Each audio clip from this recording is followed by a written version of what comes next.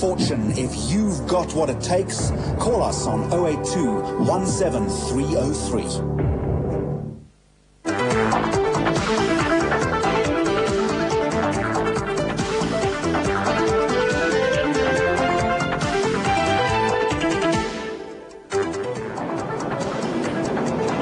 Good evening and welcome to News Hour. My name is Vuyo Mbuli. Welcome to the program.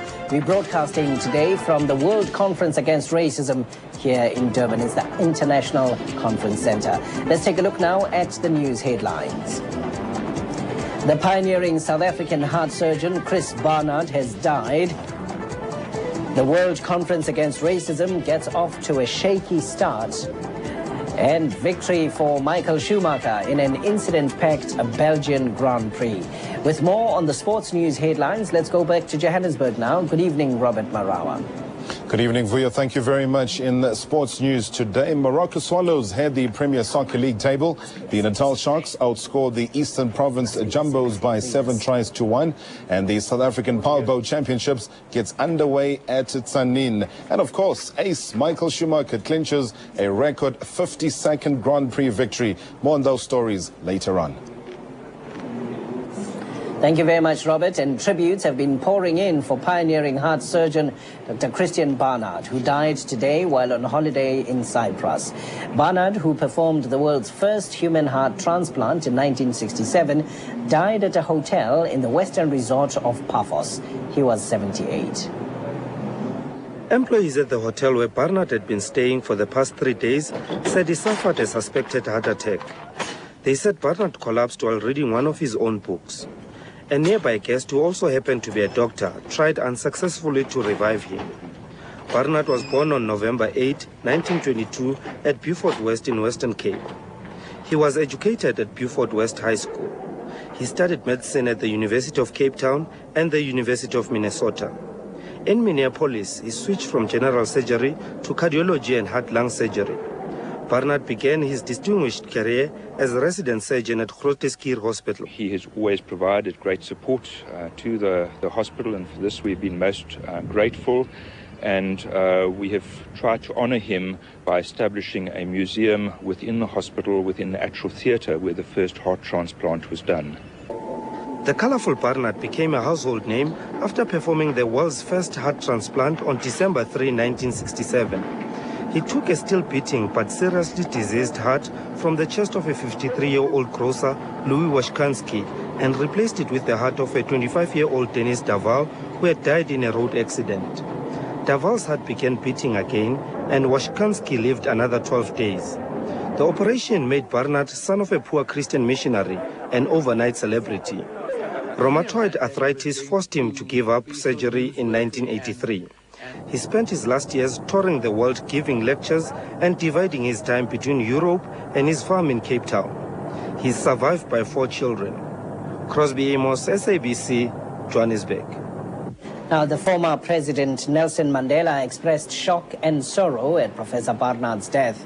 President Thabo Mbeki says Barnard had made an immense contribution to medicine and health-related issues here in South Africa.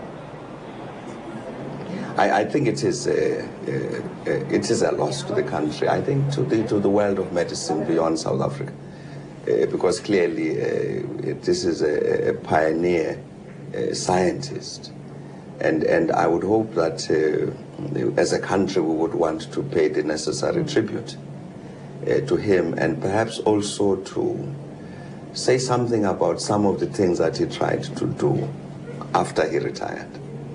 To see in what ways he could assist with people who are disadvantaged to gain access to health services and so on. And I think he ought to serve as an inspiration, I think, to other people in this field.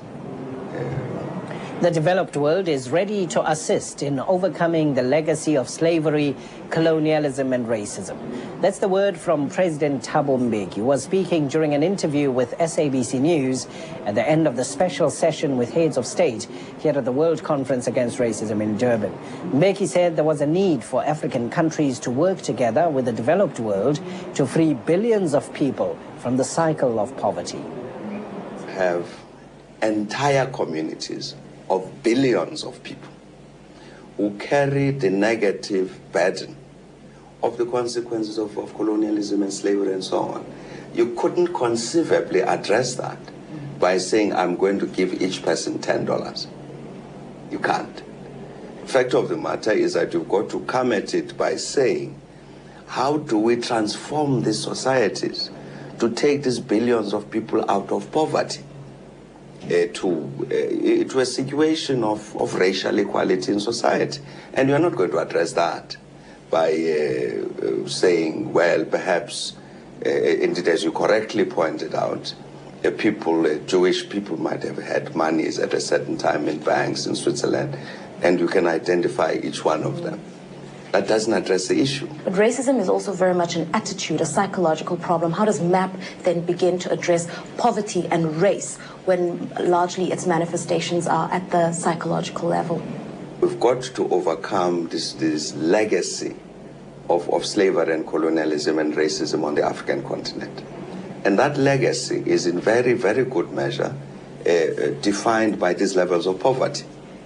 It's also defined, as indeed I think you are quite correct as far as that's concerned, too, by an attitude, a frame of mind, which in many instances assumes that these Africans are incapable of thinking originally for themselves. And what we've said is that, of course we are, and we know what to do with our own continent. Here is a program, and we want you, the rest of the world, to assist. And fortunately, that developed world has up to now said, yes, we are ready to assist. Tension and diplomatic wrangling has delayed the proceedings at the World Conference Against Racism currently underway in Durban. Some delegates have called the summit a waste of time, saying it has been kidnapped by Arab and Muslim countries. The American delegation has also threatened to pull out. A week filled with activity in Durban, protesters everywhere. Different voices highlight various global issues. But the dominating issue so far has been the Middle East crisis as protesters vent their anger. Inside, delegates brainstormed the issues on the agenda. But the proceedings got off to a slow start. Disagreements over the chairmanship of the draft committees. I think it was to ensure that there would be that balance as between the regions and that each region would take its responsibility. And I think it took a while for that message perhaps to get across fully, but it has been very well resolved. It emerged that the West did not want to take a leadership role because they feared dealing with issues such as slavery and compensation. With many other issues on the table, some are furious, saying time is being wasted. It's becoming a sort of mini United Nations General Assembly, Security Council, Israel bashing session, which is regrettable. We're all losing out on this. Why must it not be discussed when people are dying? What must be done? That in itself will, in a sense, generate some emotion. Really uncalled for. Because every issue must be discussed, particularly from countries that say to the world, discuss your issues. After much talk of a possible boycott by the US, they finally arrived, but already they are not happy. There are two options. Option A is that in the last minute, and I hope this will happen, this discriminatory language against Israel is eliminated, not improved, eliminated. If that is the case, the American delegation will stay here and will sign the document. If the extremists succeed in keeping it in, then the American delegation will have nothing to do with the final document. I don't think the Middle East issue has hijacked the conference. In fact, a person who says so seems to be emerging just now for the first time. There have been issues that have been raised throughout in the preparations, and the issue of Middle East has been there. We came here, all of us at this conference, knowing that that's one of the issues, which is a hot issue among the issues. So there's been no hijacking of the conference. The U.S. Congressional Black Caucus launched a stinging attack on America for failing to send a high-powered delegation to the conference. Civil rights leader Jesse Jackson also blasted the Bush administration for not allowing U.S. Secretary of State Colin Powell to attend the conference. The first African-American Secretary of State cannot address racism And what he agrees with and disagrees with here, it limits his moral authority in the world. I've talked with him, and I hope that Mr. Bush will permit him, because right now he's not permitted to come because he's chief of state. He desperately wanted to come here, and to blame him for his not being here is absurd. He is not here because the extremists are hijacking the conference, and we are not going to dignify this conference by sending our Secretary of State here to listen to this abuse that people like Fidel Castro and other dictators are showering upon us. Tension was evident even outside of the meetings. Another difficult moment was when the NGO Forum failed to reach consensus on its final declaration and plan of action in the fight against racism, xenophobia and related intolerance. No one said it would be an easy conference. Racism is by no means an easy issue, and it comes as no surprise that emotions are running high. But as officials have put it, there's no running away from it, and all issues relating to the conference will have to be tackled. Miranda Stradom, SABC, Durban. Now, news just in is that some progress has been made on the 3 key issues that have bogged down the conference so far. 3 committees have been appointed to facilitate discussions on resolving the issues of slavery and colonialism, that of victims and the Middle East crisis. The committees will be overseen by South Africa as host of the conference, and its first report is expected tomorrow. And earlier today, we asked United Nations High Commissioner for Human Rights, Mary Robinson, if the conference was meeting her expectations and how she would measure what it has achieved so far. Slavery are necessary. What is the significance of this dichotomy? I think we are seeing a rich and diverse debate, and that is already a contribution of Durban. There's been good preparation in every region. There's a very wide civil society for the first time focusing on issues of racism. We've heard heads of state and government speaking very openly, including at the round table that President Mbeki chaired very skillfully, I thought. And when he heard there were NGOs outside, he said, open the doors. You know, that I think is part of the mood. Yes, there is diversity of views, and that's the task we have. I've said from the beginning, this is not an easy conference, but it's a badly needed one. And I'm pretty encouraged by what I've heard. It's the responsibility of the delegates to now skillfully draft this into a declaration and a program of action that can be adopted. The adoption comes at the end of the conference itself. Has there been now satisfactory conclusion as to who will chair the committee that is adopting or rather preparing this document that has to be adopted at the end of the conference? Yes, that was a lot of hard work in getting governments to propose and getting agreement on a balance of chairs, because every group must take their share of responsibility for this conference. But yesterday we had very good progress. We now have 2 chairs of the working groups. The chair of the working group on the draft declaration is a Belgian human rights expert, Mark Bossit. The chair of the working group on program of action is from Zambia, the Ambassador Boya. And both of them have had meetings now of their working groups. And Dr. Zuma, the overall chair, has been very, again, skillfully, but with a lot of hard work, identifying that there are 3 issues which require particular attention and facilitation. And this morning at the Bureau, she announced that she was asking Mexico, which had been working already for the PrepCom, for the Preparatory Committee, to examine the issue of identifying victims and putting that into the draft declaration in an agreed way, that she is asking Brazil, who had also been involved in this, together with Kenya, the coordinator of the African group, to deal with the issue of the past, reparations, slavery, apology, all of those issues. And on the third sensitive issue, the Middle East, she invited the ambassador of Norway, who was offering to be helpful to do this. It will be a transparent process, as transparent as possible. These facilitators must meet with all groups. They must try, and they will report to her. They will probably report to the Bureau under her instruction. So I do think we're putting together a very constructive approach to these difficult issues. Is it not a weakness, though, for the committee, particularly the one that is drafting the declaration to be adopted at the end of the week, that the leader of that committee is not from what would people in the previously disadvantaged communities considered to be the real West, the United States, or the United Kingdom, or France? No, I think actually it's singularly appropriate that it is somebody from Belgium, because Belgium have the presidency of the European Union. And I must pay tribute to Minister Michel, the Foreign Minister of Belgium. He has been here working very hard, and he has extended until, I think it's the 5th or 6th of September, staying here. Now, I happen to be very aware of the pressures on the person who holds the 6-month presidency.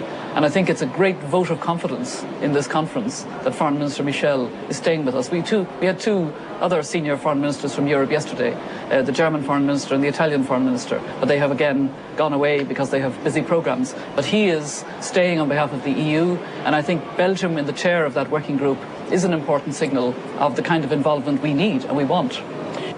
Cape Town may be the mother city, a tourist mecca and home to the South African Parliament, a symbol of our democracy, but it also has a reputation for racial intolerance. Black South Africans say living in Cape Town is like being in a time warp. SABC News' Ronelle van Sale reports. If it's Wednesday afternoon, it's the driving range. Ms. Wandeli Plaatjie has risen from caddy to player. Today he's a keen golfer and about to qualify as an educational psychologist. He grew up in Khayelitsha but moved to Milnerton, a largely white area with better schools. But with amenities came animosity. They threw stones at him, damaged his car and verbally abused him. One of the fathers joined in. He pointed a gun at me again and threatened to shoot me. I ran away and then I went to the police station. The police station also, dismissed me. Instead, I was arrested on that day, and then I appeared in court. Last week, the local ANC branch, joined by Plaatjie, marched to the Milnerton police station to complain. Down with racism, down! Down with police racism, down! They also wanted action to be taken against the officer who handled Plaatjie's case. Mostly they tell the people to get out or F off or they will be arrested. The allegations have been shrugged off. There's no specific incident as anybody is referring to, so that makes it difficult to follow up and investigate. Plaatjie is one of many black Cape Townians who have to put up with racist attitudes. Historically, it's been a city for whites and coloureds. The influx of large numbers of blacks from the Eastern Cape haven't changed things either. The level of integration that does happen in the Western Cape, and it's somewhat limited, is between white and coloured people. Black people are not, as a rule, part of that equation. These UCT students have experienced this firsthand. You can't just walk into any restaurant and you would see the treatment you would get as a black person. They wouldn't even offer you a table, let alone a menu. At night, it's very difficult to walk. Every minute you find the RR, which is the security going by, or the police. Immediately they see you, it's either they stop there and there. Yeah! You go to Edgar's and immediately you see people they follow you. Exactly. They follow you. Just because you're a black person, you see these people coming to you, can I help you? Exactly. And it's so very offensive. Immediately you come as a black person.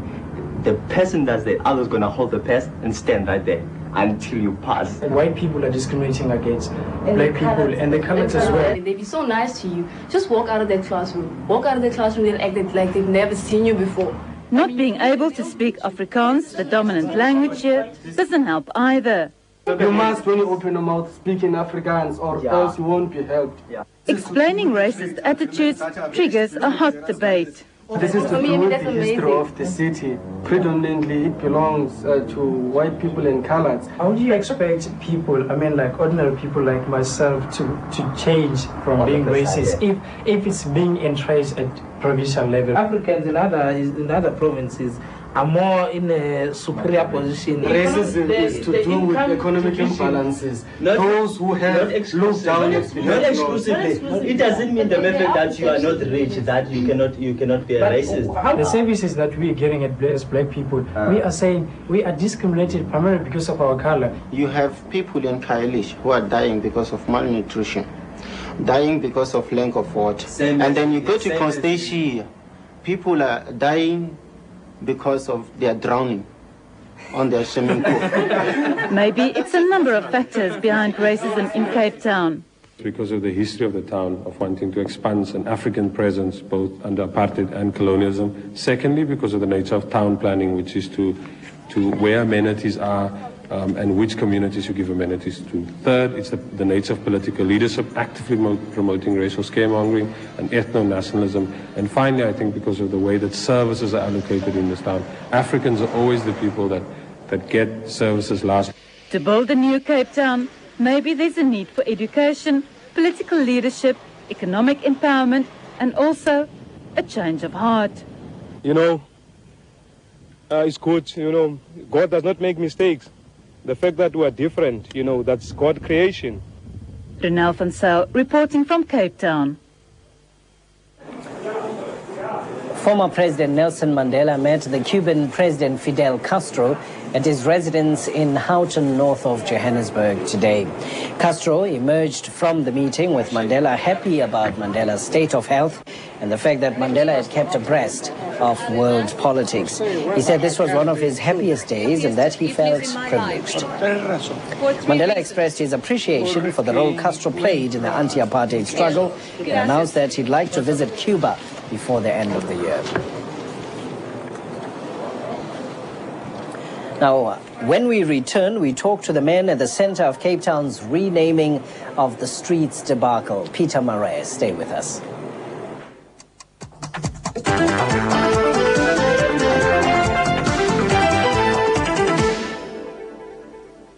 I was so caught up in the moment last night that I actually was going to let you have it. It's very nice, but not for me. That's insane. I'm for everybody. Bottom shelf, we're in the back. Ah, yeah. Oh, it's back there, to the right. That should hold me till lunch. It's the Battle of the Sexes in the new season of Just Shoot Me. Starts Wednesday the 26th at 9 on 3.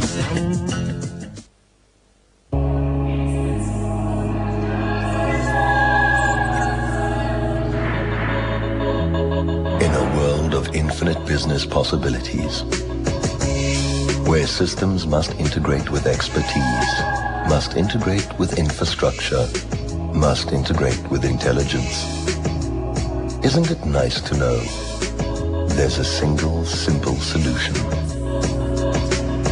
Telkom Business.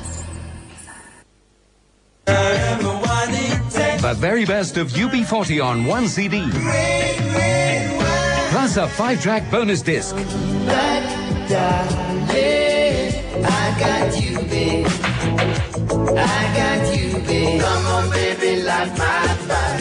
Dig a deep don't break my heart. The very best of UB40 with a 5-track bonus CD. Available at all music outlets.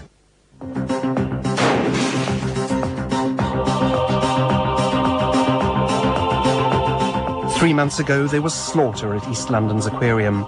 Rumours of Satanism and revenge attacks abounded. They look like ordinary people.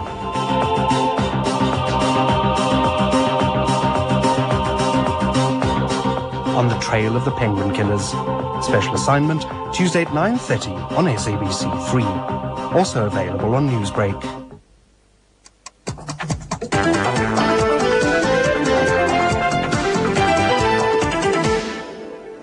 You're watching NewsHour here on SABC 3. Thank you very much for joining us. We're broadcasting from Durban, venue of the World Conference Against Racism. The suspended Cape Town Unicity Mayor Peter Murray is no stranger to controversy. Last February, he was fired from the Western Cape Provincial Cabinet after saying his call for closer cooperation between the NNP and the ANC was supported by party leader Martinus van Schalkwyk. Van Schalkwyk denied this. Now this week, Marais was suspended after advocate Willem Heath recommended that action be taken against him and several other officials for their roles in the debacle over the renaming of Whale and Adderley streets in Cape Town. Heath said Marais had misinformed the public and DA leader Tony Leon about the extent of the support for the initiative. Now, Mayor Marais joins us from our studios in Cape Town. Mayor Marais, good evening to you. Welcome to NewsHour. Good evening, Vuya. Mayor Marais, let me ask you this. Did you lie to Mr. Leon and the public about the support that the initiative to rename Whale and Adderley streets enjoyed? Definitely not, Vuya. I have in front of me a report from the multi-party committee established to find out what the public response was. Let me read you out of this report. Of the total submissions received, 87% supported the mayor's initiative to honor former Presidents Nelson Mandela and F.W. de Klerk. Here it's in my hand. This report has been compiled by the ANC, DA, ACDP. How could I have misled the public? The fact speaks for itself. At that point in time, I gave the two facts as they were. Where Judge Heath gets his facts from, only he knows. So, Mayor Marais, how do you then explain, A, the charges brought against you, B, the findings by Advocate Willem Heath, and C, now that there is another investigation going on, do you think there is an effort to end your political career underway here? Judge Heath was asked to investigate if there's any truth in the allegations that corruption, fraud, or serious mismanagement occurred in the street naming saga. He could come up with nothing. He interviewed scores of people. He had access to all the documents.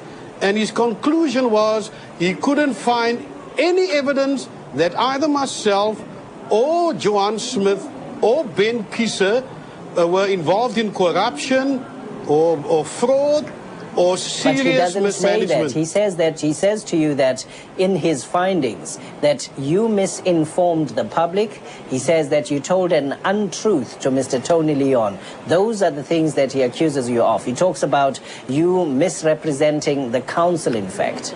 Now, let me tell you that his opinion. He's not a judge. He's an advocate, and the commission is not a court of law that can find you guilty. It can only give an opinion. I was at the press conference or press club, and after my speech I was posed the question, Mr. Marais, how would you say, what is the support? We hear that most of the people are against honoring Mandela and F.W. de Klerk. And I remembered that we only had 417 letters of objections at the time, but also that the Afrikaanse Handelsinstituut, with about 1,000 members, supported the idea. So I said 1,000 as against 417 is 2.5 to 1. What's wrong with that? Is this a watershed moment, Mr. Marais? Is this a watershed moment in your political career? Is this the defining moment for Peter Marais? Many people have said this many times. This is the moment for Peter Marais. I can tell you, I have been attacked and crushed many times before, but I've never lost the vision I had for my people. I've never stopped fighting for the poor, and I will keep on fighting for the poor, no matter how many missiles they fire at me. Do you think that you're the kingmaker in the Western Cape? Is it your view, and do you agree with the perception that wherever Peter Marais goes now, he will go with control of the Unicity of Cape Town, with perhaps even control of Western Cape provincial politics? I never considered myself such a big person, but I must be bigger than I thought I was if I look at all the high-level people sent in against me. You know, you don't send in bulldozers to knock down a chicken coop. You only send in the bulldozers if you want to demolish a skyscraper. Maybe I'm bigger than I thought, but I never considered myself that big until I saw all the people sent out to try and destroy me. Thank you very much to Mayor Peter Marais.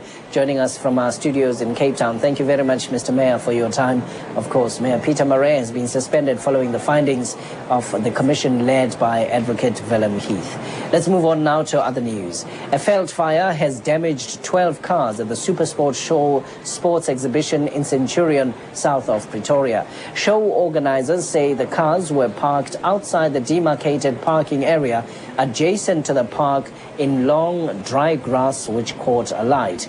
It's believed an overheated motor vehicle exhaust ignited the dry grass underneath it. Strong winds helped the fire to spread, damaging the cars before emergency services brought it under control. No injuries have been reported. Cape Town was rocked by another shattering explosion today, but this time it was a blast without malice. The mother city is getting a facelift. 4, 3, 2, 1, blow down.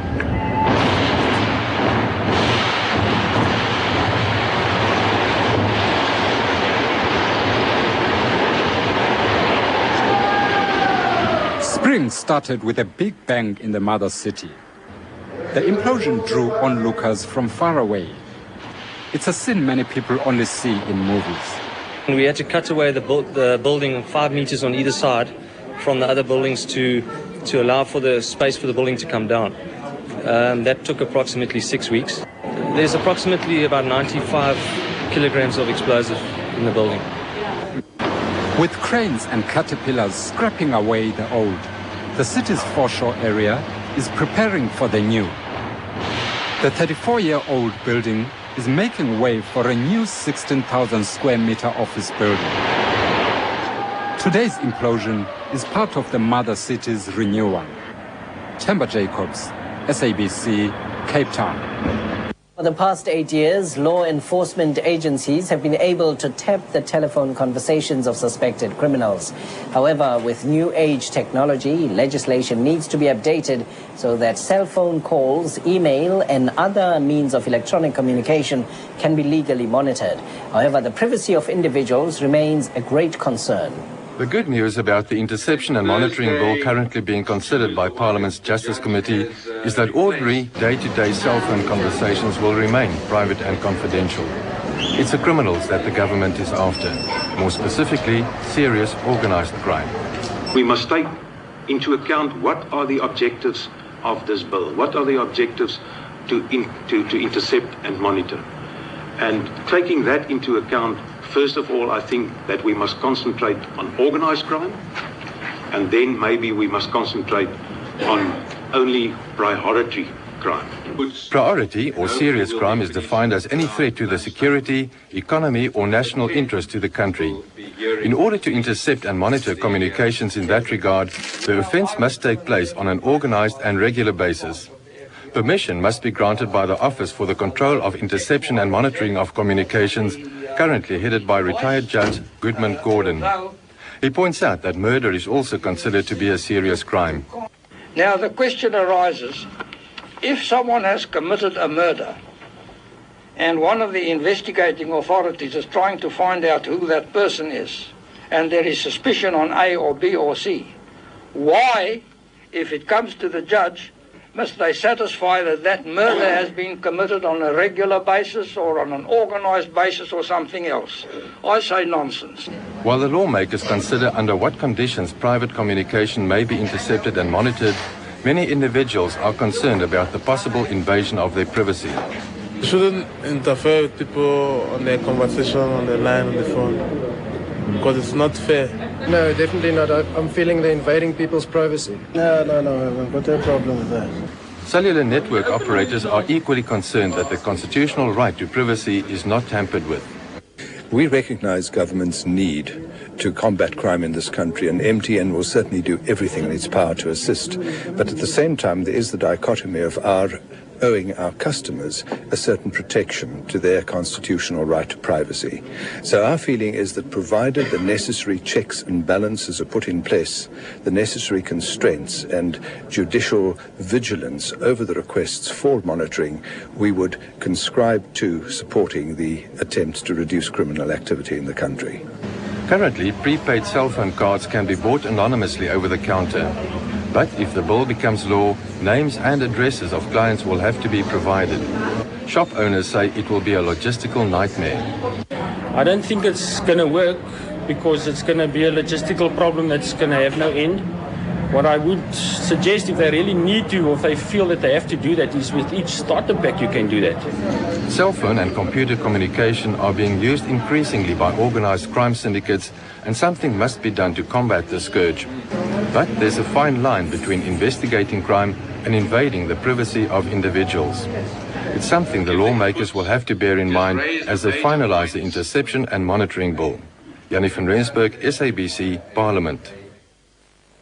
The Eastern Cape farmers have a new effective tool to prevent crime in rural areas. The provincial premier, uMakhengesi Stofile, has given instructions for a notice to be drafted to legalize the erection of boom gates.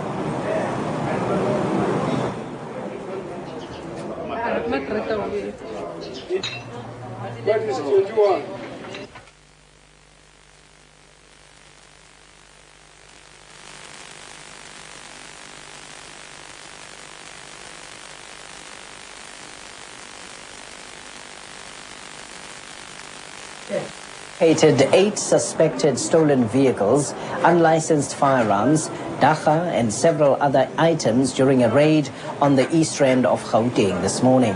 Now, this pre-dawn raid on a hostel in Vosloorus netted stolen and illegal goods worth more than R1 million. The raid was part of Operation Crackdown that started early last year.